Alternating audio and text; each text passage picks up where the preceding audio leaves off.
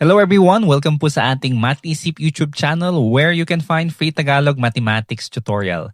Our topic for today is all about solving financial problems. This is part of the lessons for grade 8 mathematics. Okay, but before we begin, let me just thank everyone who are supporting our channel by subscribing to our channel and sharing this to your classmates, or for our fellow teachers, thank you for sharing this to our dear students. I hope nakakatulong po ang ating mga lessons para po mas maintindihan natin ang ating subject na mathematics. Okay, so before we begin, let's start with our learning competency. Okay, today at the end of this video, you will be able to solve financial problems involving, una is yung earning money, second will be profit and loss, third will be buying amounts of products that represents the values or yung tinatawag nating best buys. And number 4 is buying on terms, or in other words, this is what we call the installment plans. Okay, so our lesson is divided into 4 parts. Okay, so let's begin with our recall. First, in your grade 7 mathematics, you were able to learn the following money problems. Okay, we learned about discount and sale price, commission and sales tax, simple interest rate, and if you remember, we were able to make a financial plan, okay, from those topics. I hope na tatandaan pa po natin ang mga ito because these are actually related with our lesson for today in your grade 8 mathematics. Okay, so let's begin with an engagement. First, let's think about these questions. Okay, try to think and answer this personally. So the first one is, have you ever received money from your parents or earned money by helping someone? Number 2, have you tried selling snacks or school supplies and counting if you gained or lost?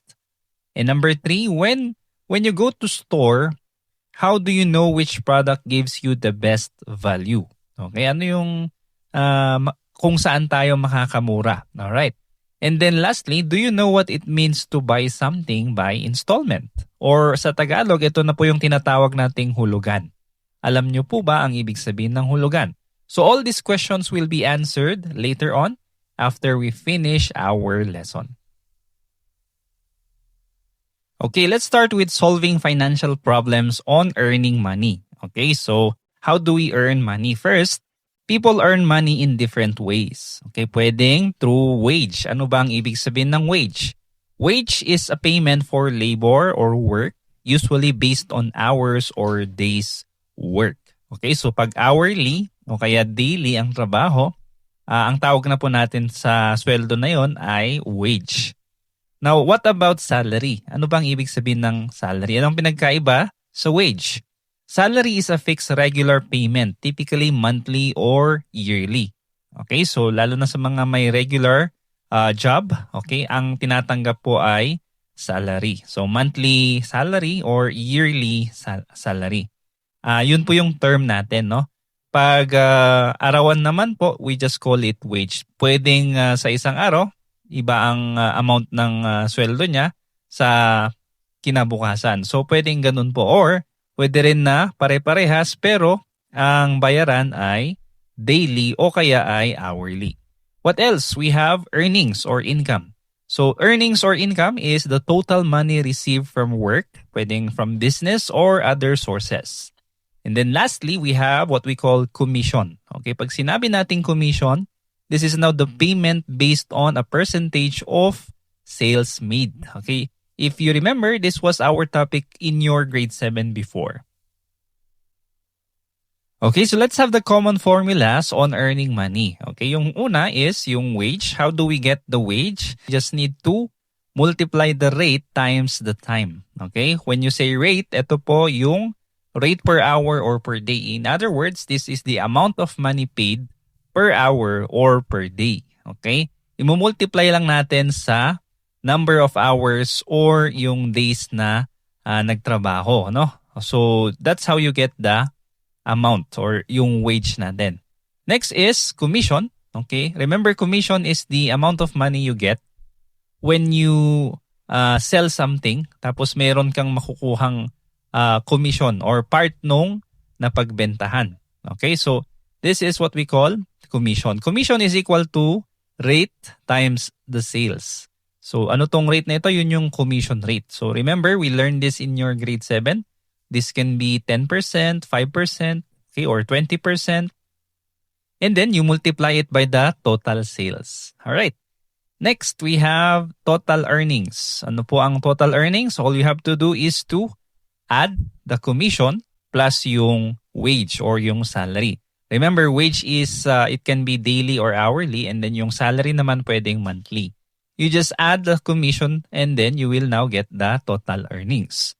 So ito yung mga common na formulas. Meron pa bang ibang mga formulas na ginagamit when it comes to earning money? Madami pa po, but we just focus on these 3 common. Okay? Okay, so let's have the first example for our problems about earning money. Okay, so let's try to read the problem and let us try to identify kung ano yung hinahanap, ano yung given, and ano yung topic or formulas na kailangan natin for this problem. Alright, so let's begin. Ella tutors grade school pupils in math and charges 120 pesos per hour.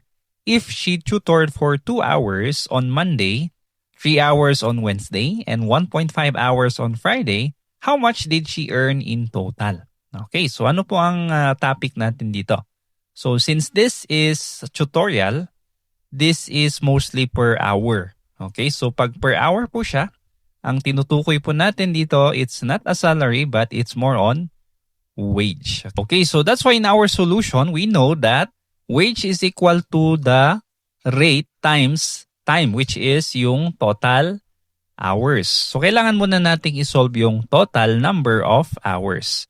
So since we have here 2 hours sa Monday, 3 hours sa Wednesday, and then 1.5 sa Friday, we just need to add these 3 numbers. We will get 6.5 hours in total. Now, using our formula, wage is equal to the rate per hour times the time, which here is the total hours, 6.5. We just substitute. Ano po ba ang rate niya per hour? It is 120 per hour. So 120 per hour times 6.5 hours, we will get 780 pesos. Okay, so ganun lang po kasimple on how we compute the wage. Okay, let's have the second example. Okay, we have here a bookstore clerk earns a salary of 15,000 pesos per month plus 3% commission on all sales. In March, he sold 80,000 pesos worth of supplies. How much did he earn in March? Okay, so ano na po ang pinag-uusapan dito? Okay, so since we are now dealing with salary, it means per month. Okay, and then meron din tayong nakita dito na commission. So we have a rate which is 3%. Ibig sabihin, we are going to get yung total earning. So in solving for the total earning, first, we know that commission is equal to rate times the sales. Okay, so ano po ba yung rate natin? It's 3%. And then yung sale natin is 80,000 pesos. Okay, now we will multiply it by rate. Don't forget, in multiplying a percent number to a whole number, all you have to do is gawin nating decimal C 3%. Magiging 0.03 siya. Okay, to do that, you just need to move the decimal point to the left 2 times. Kaya magiging 0.03. Multiply natin sa 80,000 and we will get 2,400. This is our commission. Now for the total earnings, we just need to add the salary plus our commission. So yung salary niya per month is 15,000. I-add lang natin yung commission na nakuha niya by selling 80,000 worth of supplies. We will get 17,400. Okay, so that's how you get the total earnings.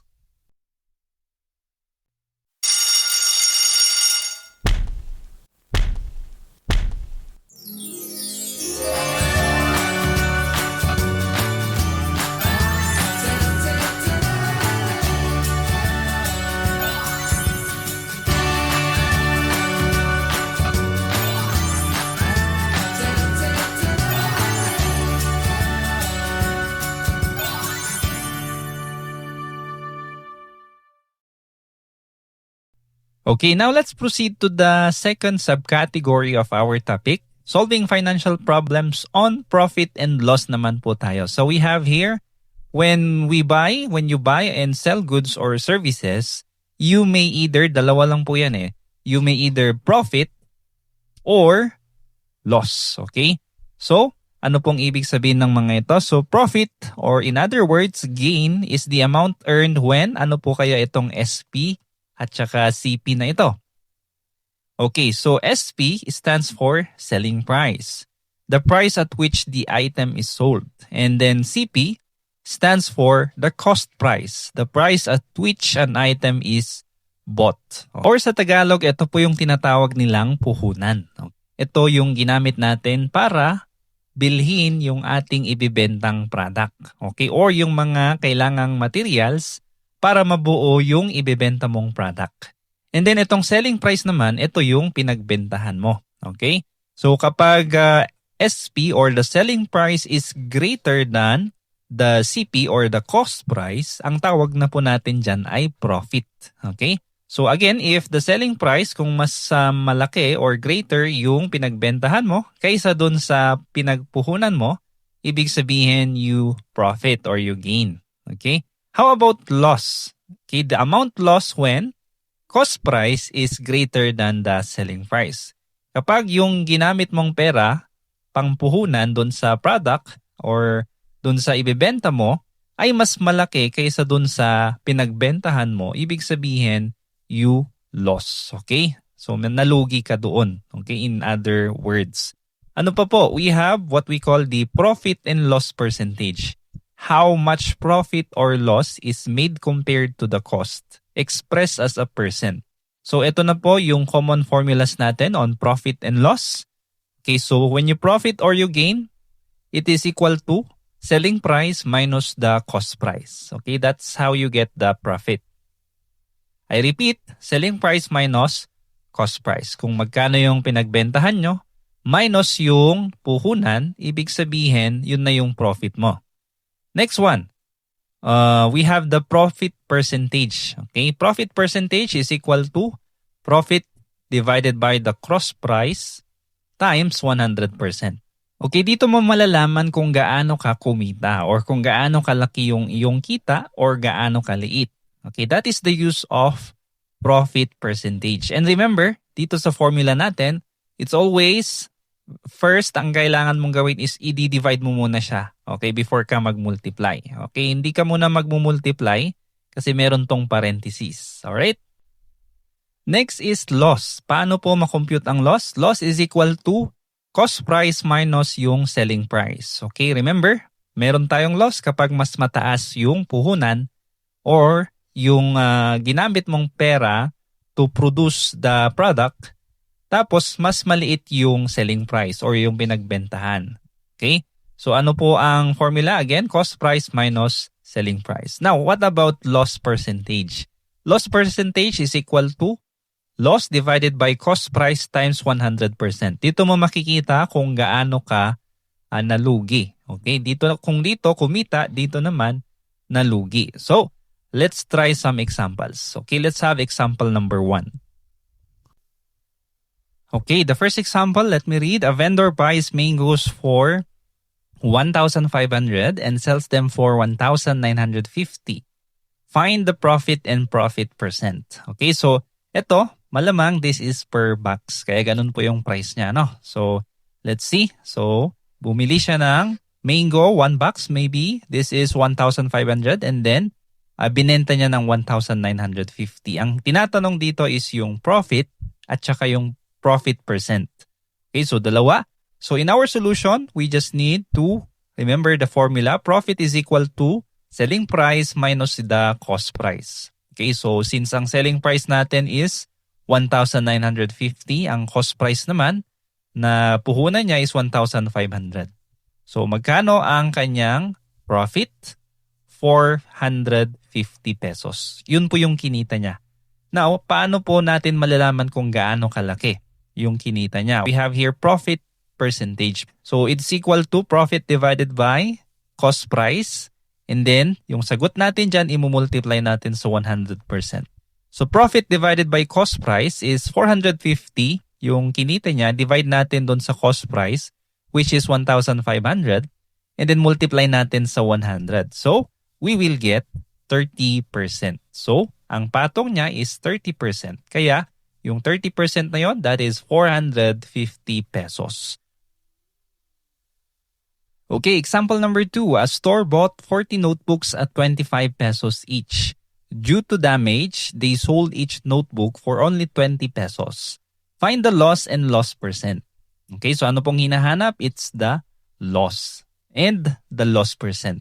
So ano po yung mga given? First, ilan po yung notebook na binili ng store owner? It's 40 notebooks. And magkano po ang bili nila sa isang notebook? It's 25 pesos each. And then, magkano po ang benta nila sa isang notebook? Naging 20 pesos na lang po. Ano? Dahil sa damage. So may mga ganitong cases po. Minsan may hindi inaasang pangyayari. Mga business owners bibili ng product and then pwedeng biglang na may bagyo, nasira or kahit anong pangyayari na hindi inaasahan, pwedeng mag-cause ng damage doon sa product at tendency mapapalitan na yung price nila. Bababa na po yung value ng kanilang product. Okay, so now let's have the solution. So we have here the cost price is equal to 40 times 25. Kaya magiging 1,000 po ang cost price niya. Remember, ang cost price po ng bawat isa is 25 pesos each. Pero 40 yung notebook na binili. That's why, multiply natin sa 40 si 25, magiging 1,000 po ang total na cost price.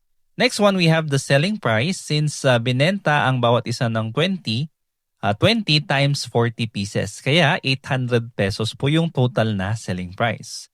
Now, for the loss, we just need to subtract, okay, cost price minus the selling price. So total cost price is 1,000 minus selling price 800, we will get 200 pesos. Yun po yung total na loss. Okay, paano naman po makukuha yung loss percent? Alright, so loss percent is equal to loss divided by the cost price times 100%. So, 200 ang loss divided by the cost price which is 1,000 times 100, you will get 20%. Okay, so dahil po doon sa damage, meron po tayong loss na 200 which is 20% of our cost price na 1,000. Okay, now let's go to the third subcategory of our topic. Okay, this time solving financial problems on best buys. Okay, ano po ba ang best buys? Okay, so let's go over this one. When shopping, the product with the lowest unit price is considered the best price. Yun po pala ang best price. Let's repeat. The option with the lowest unit price. Okay, ano po ba ang unit price? Ang unit price naman po, it's the cost per single unit. Okay, for example, per kilogram, per liter, per piece, or etc.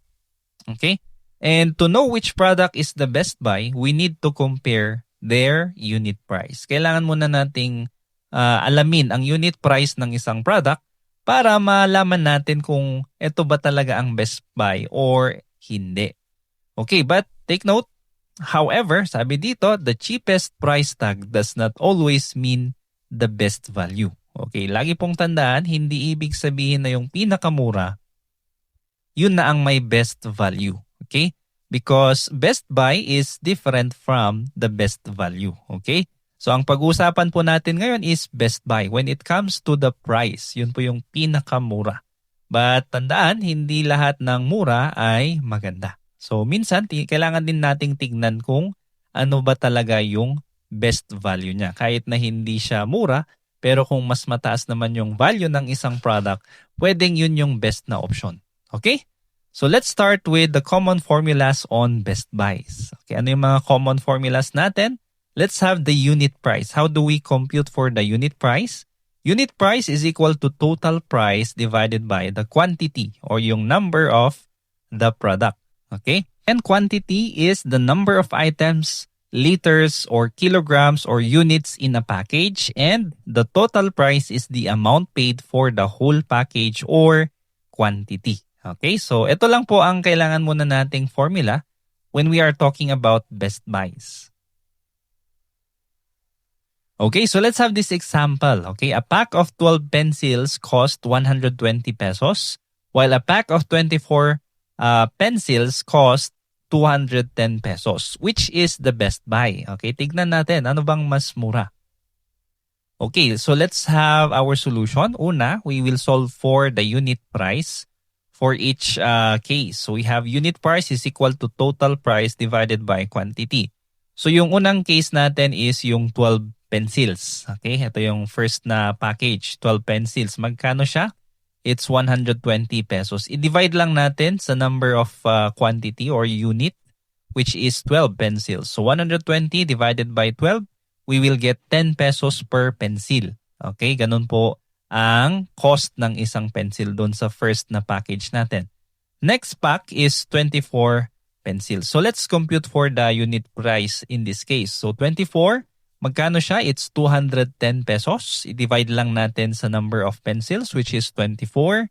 Magkano ang bawat isang pencil? It's 8.75 per pencil. So kung kayo ang tatanungin ko, which is better, itong 10 pesos ang bawat isa or 8.75? Okay, so you might say that the best buy here is 8.75 per pencil. So yes, the 24 pack of pencils is the best buy kasi mas mura yung bawat pencil doon sa 24 pack na yon. Okay, let me just ask this question. It may be the best buy, but when is it the best value and when isn't it? Okay? Ibig sabihin, kailan kaya ito magiging best value? Although ito yung best buy, pero paano naman pag gusto natin is yung best value? Okay. So take note, magkaiba yung value tsaka sa best buy ha. Alright. Pwedeng sabihin natin na ito ay magiging best value pag ang tinutukoy natin dito is parehas na brand ng pencil. Okay? Kasi mas makakamura ka talaga pag yung mas madami ang kukunin mo. Pero kapag magkaiba sila ng brand, kahit na mas mura yung 24 pack of pencils, pero pag sinulat mo na, napuputol, hindi rin po yun yung best value. Okay? So, pwedeng ganun po ang sagot natin dito. Pwedeng mas mahal, pero mas quality. Kaysa naman sa mas mura, pero ibang brand at mas hindi siya effective. So, hindi po yun yung best value. Pero, kapag parehas po sila ng brand, parehas ng quality, ang best value pa rin dito is yung 8.75 per pencil, which is the 24 pack of pencils. Okay, let's have example number 2. A sachet of shampoo, which contains 10 ml or 10 milliliters of shampoo cost 6 pesos, while a 200 ml bottle cost 100 peso. Which is cheaper per ml? Okay, assuming na parehas po yung content nila, parehas na brand, alin po dito ang mas makakatipid ka or yung best buy na tinatawag natin? Okay, so let's have the solution.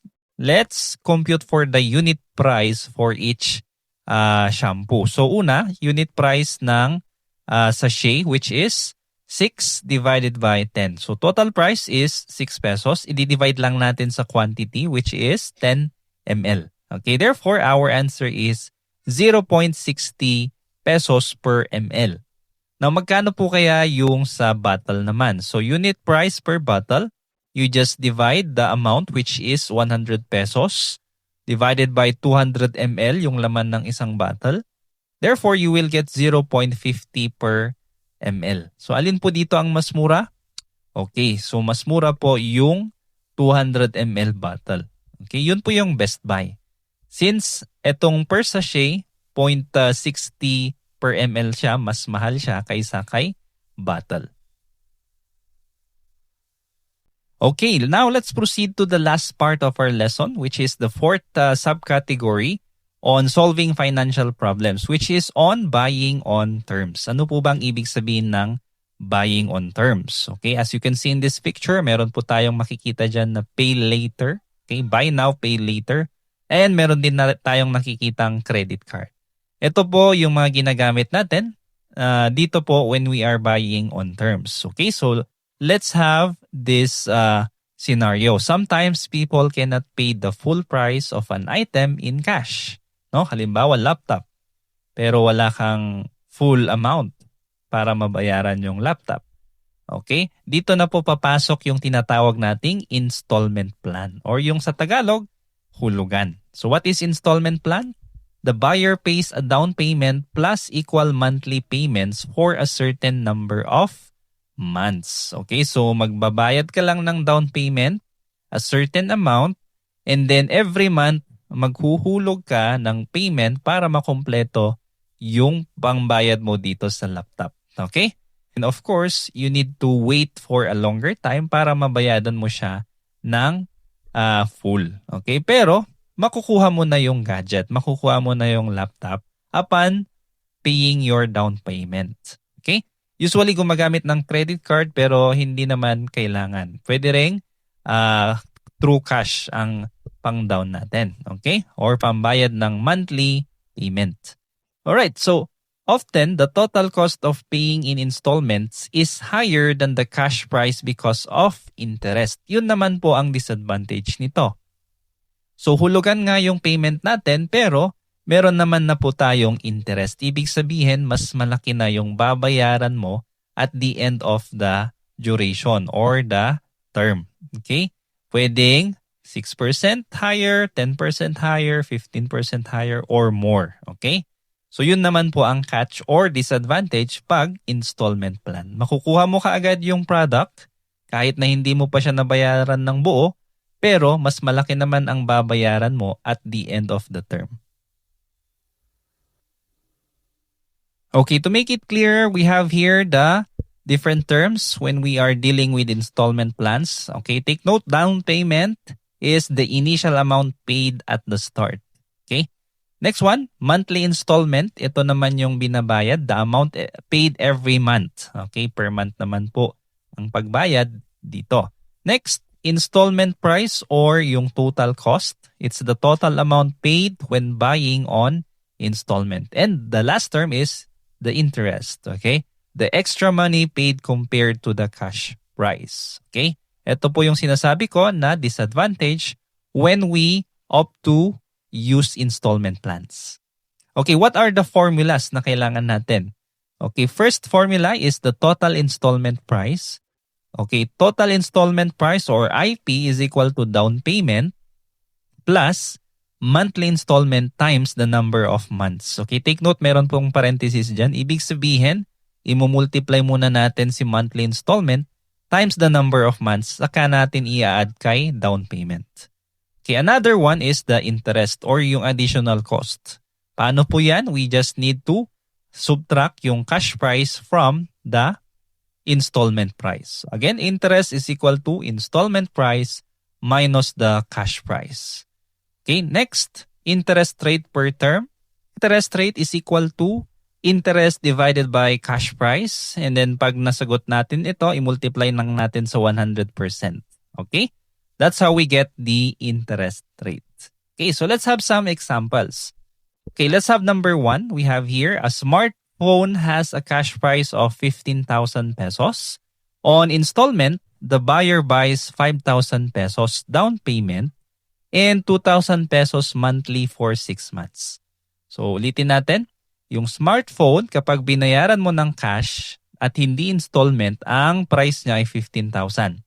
On installment basis naman, magda-down ka ng 5,000 and then every month maghuhulog ka ng 2,000. For how many months? 6 months. Okay, first is let's find the installment price. And then second, how much more is paid compared to cash? Okay, so unahin natin yung letter A.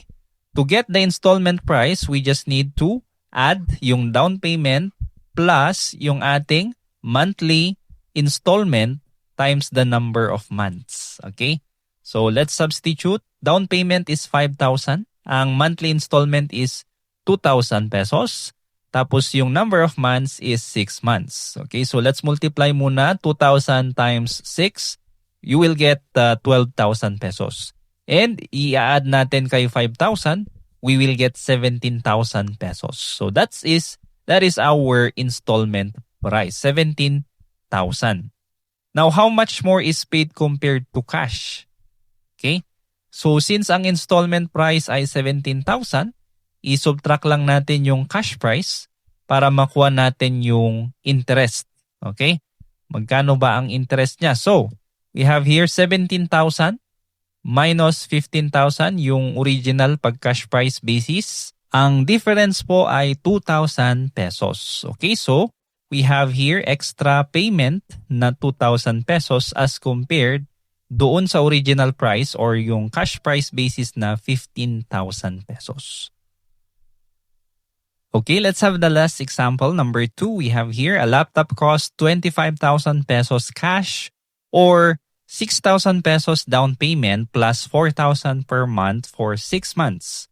Find letter A, installment price, letter B, interest paid, and then letter C, the interest rate. Okay, so tatlo po yung kailangan nating hanapin dito. So let's start with our solution. Okay, so first, installment price or IP is equal to the down payment plus, okay, the quantity, ito po, monthly installment times the number of months muna. So let us substitute. Okay, down payment is 6,000 pesos. And then monthly installment is 4,000 times how many months? 6 months. Okay? So multiply muna natin si 4,000 tsaka 6 and we will get 24,000. 24,000 plus 6,000 will be 30,000. Yun po yung magiging installment price natin. Next, how about the interest paid? Okay, so interest is equal to the installment price minus the cash price. Okay, so installment price is 30,000 minus 25,000. You get 5,000. Yun po yung patong or yung interest niya. Okay, pag installment. Okay. Next, last is yung interest rate. Interest rate is equal to interest divided by cash price times 100%. Okay, so interest natin is 5,000. Okay, divide natin sa cash price which is 25,000. And then yung sagot i-multiply sa 100%. So, our answer is 20%. Okay, yun po yung interest rate kapag nag-installment tayo. So, medyo malaki-laki din po which is 5,000. So, imagine ilang buwan lang yon, 6 months lang yon. Okay? So, ano po ang mas magandang option? Okay? Depende po doon sa buyer, no? Kailan po kaya magiging best option ang installment? And then kailan po kaya magiging best option ang cash basis? Okay, you can answer that. You can write your answers in the comment section. Alright, so that's for today. I hope na meron po tayong naintindihan sa ating lesson. So medyo madami po yung ating pinag-aralan ngayon for subcategories on problem solving involving finances or financial problems. Okay, so if you want to answer this, if you want to try this para mas ma-practice nyo pa yung ating lesson, you can screenshot or you can pause this video. Try nyong sagutan sa inyong papel. Okay, this is the first part and we also have the second part. Hanggang 8 po siya. Okay, 8 items, 8 problems for you to practice from the first subcategory up to the fourth subcategory ng ating lesson. Okay, I hope masagot nyo to ng tama. You can actually share your answer if you want. You can comment down below kung ano yung sagot nyo sa mga ito. And or you can also check this with your teachers, especially if your teachers are using our PowerPoint products.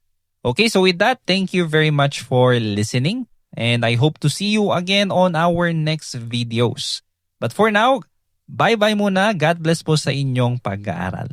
Kung meron kang natutunan sa video na ito, please click the subscribe button to support this channel para mas matulungan ulit kita sa mga susunod mo pang math lessons.